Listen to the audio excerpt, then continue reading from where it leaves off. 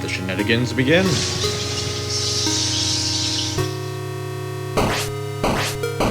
Long live the sheNEDigans.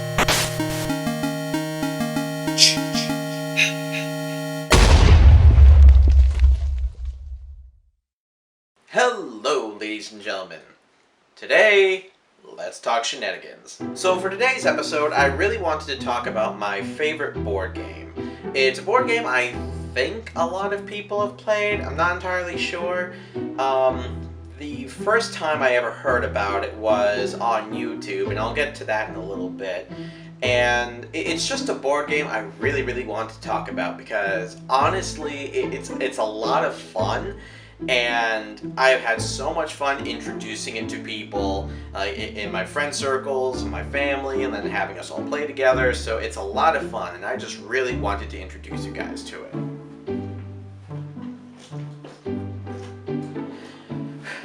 The board game is called 13 Dead End Drive. It's the best way I can describe it is it's a mixture of Clue and Mousetrap. Except instead of like trying to solve a murder mystery, you're actually trying to kill all the other players. It's a lot of fun, and you'll probably be surprised that this is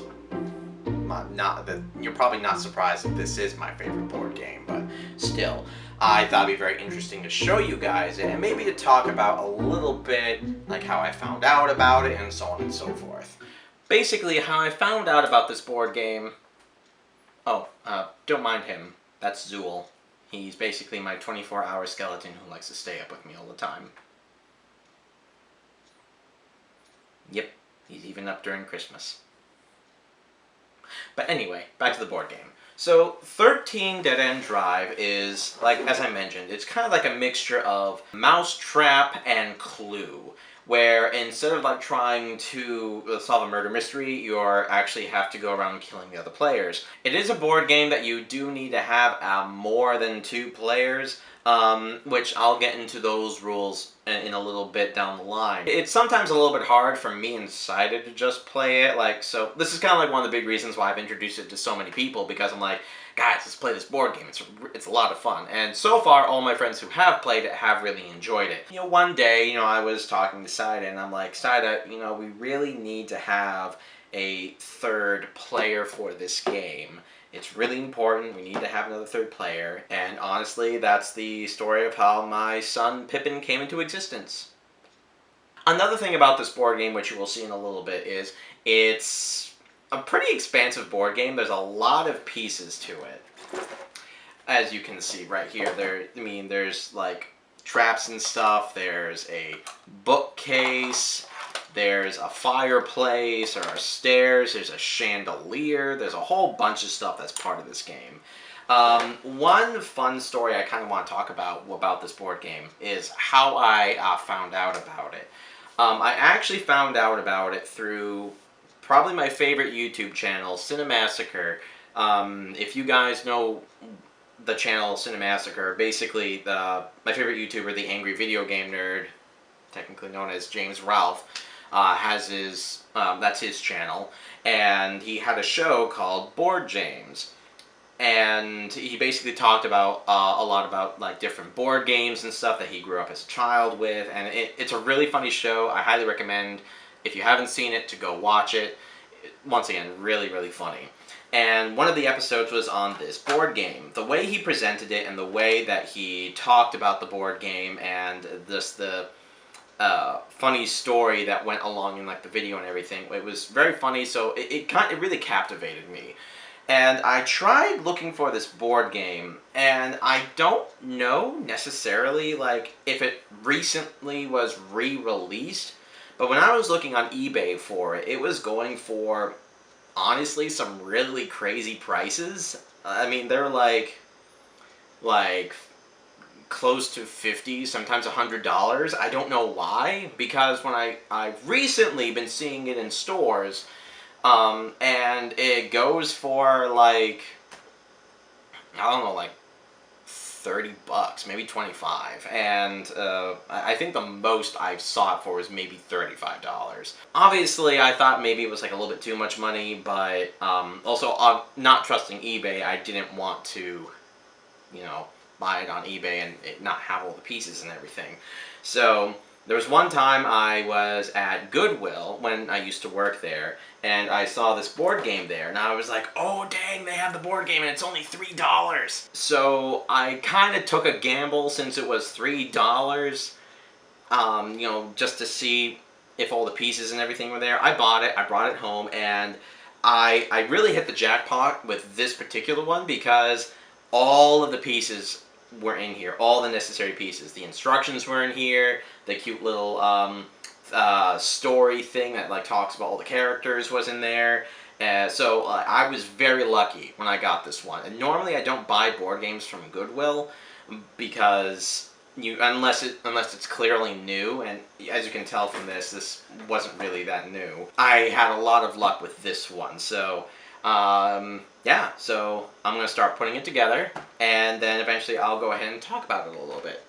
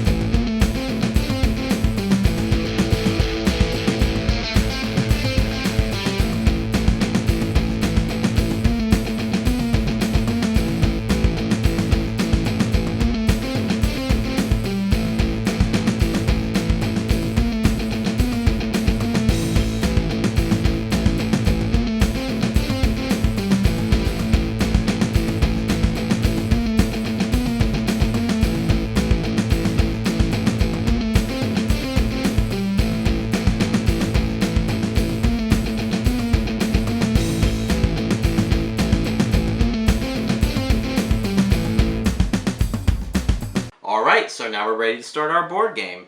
Now, before I get into the actual gameplay, let me go ahead and talk about the story a little bit. Aunt Agatha has passed away without any surviving relatives, so now her fortune is up for grabs. Her 12 friends and employees are all anxiously awaiting the reading of her will, but it says only one will inherit her fabulous wealth.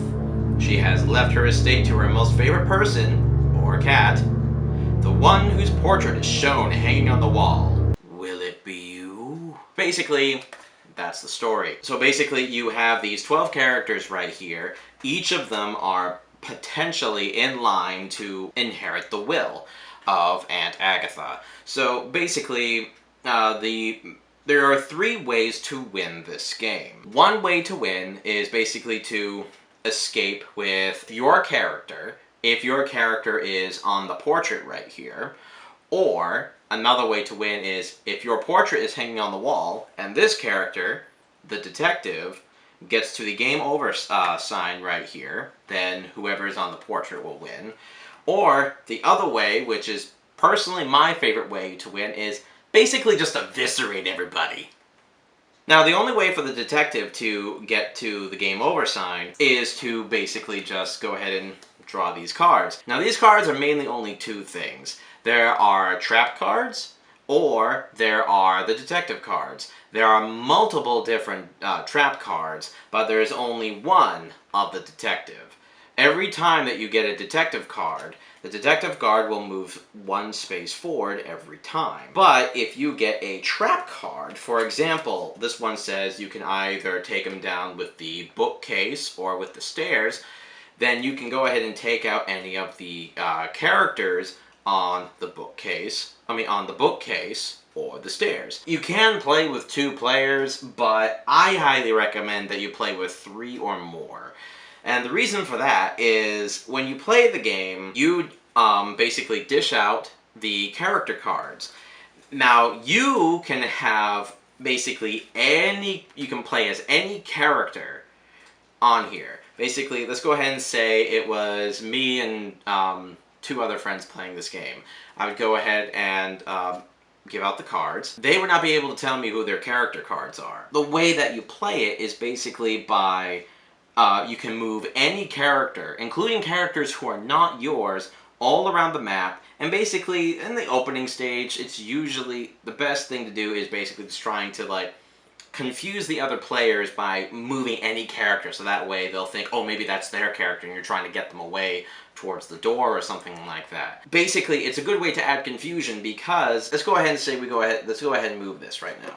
So Agatha's gone, and the person in line to win the will is the cat. Let's go ahead and say I don't personally have the cat, but another player does. So they'll want to go ahead and move the character as close as they can to the game over sign, so that way they can win with each roll of the die. However, my goal would be to move the cat as soon as I can to any of the locations where I can kill off the character. So let's go ahead and say it's my turn and I'm able to go ahead and move the cat to the fireplace. And then let's go ahead and say that I roll one of the cards that basically allows me to kill the character. So I have this double card right here that says I can kill a character with either the fireplace or the statue. So basically I'll go ahead and reveal my card, say okay, I'm going to kill the cat. I put the cat right here, and this is personally one of my favorite traps. You just go, and yeah, I literally just lit the cat on fire. Am I a terrible person? Probably for killing a cat, especially because I love cats and could never harm a cat, but yeah, that's just my favorite trap. One of my favorite traps right there. Personally, my favorite trap is actually the chandelier. It is hilarious because you literally get to drop the chandelier on them and you have to watch. It's just so funny. This is one of the only games that I know you can drop a chandelier on top of a cat person. This is definitely my favorite board game, I would argue, of all time. There are no other games that add a sense of mystery and a sense of almost like a whodunit thing, but you can't actually reveal who your characters are and everything until it gets a little bit closer to the end, and then it starts to get really hectic because then you know once all the characters start getting bumped off one by one, then the players start realizing, oh, that must be that person's character. I really need to get rid of them before they are able to get out. Now the one thing is you can't just randomly kill any of the characters. You can only kill a character who is on the portrait. So I obviously got rid of the cat, and the next character is the best friend. So the only character like either me or another player can kill is the best friend character. So I would literally have to try and get the best friend character to another trap space and then basically kill her off. Am I going to play with all these traps one by one? Most likely, just because, honestly, they are so much fun. I love this game. This is kind of why I was talking about how it's a little bit like Mousetrap. It's not really like Mousetrap at all, but it's so big and elaborate, and there's like a whole bunch of like cool little pieces on it that... And on top of that, you know, you're trying to either trap or kill the characters, so that's kind of why I was thinking like maybe it's a little bit like Mousetrap. But yeah, it's an incredibly fun game. I love it. If you don't have one, I honestly recommend trying to find it because it is a really fun game. I don't know if, I haven't looked on eBay recently, but I don't know if like the prices are still weirdly ridiculous, but I do recommend that if you find this in any store, to get it. It's a lot of fun. I've had so much fun with with my family and my friends playing this game. If you can get your hands on it, by all means, go right ahead. So one last thing I wanted to talk about, and this has nothing to do with the board game, but my friend David's family apparently saw this, and they were like, we saw this and immediately thought of you and your family. So, meaning my family as in me, Saida, and Pippin. And it was just hilarious when I got it, and when I opened it up, because I showed it to Saida afterwards, and after her seeing it, she was just like, Ned, you basically made this thing basically like a symbol or an insignia of our family, and I just laughed so much when I got it. And But I absolutely love it though. Basically, they got us this little sign right here. It's absolutely adorable, and I cannot wait to hang it up.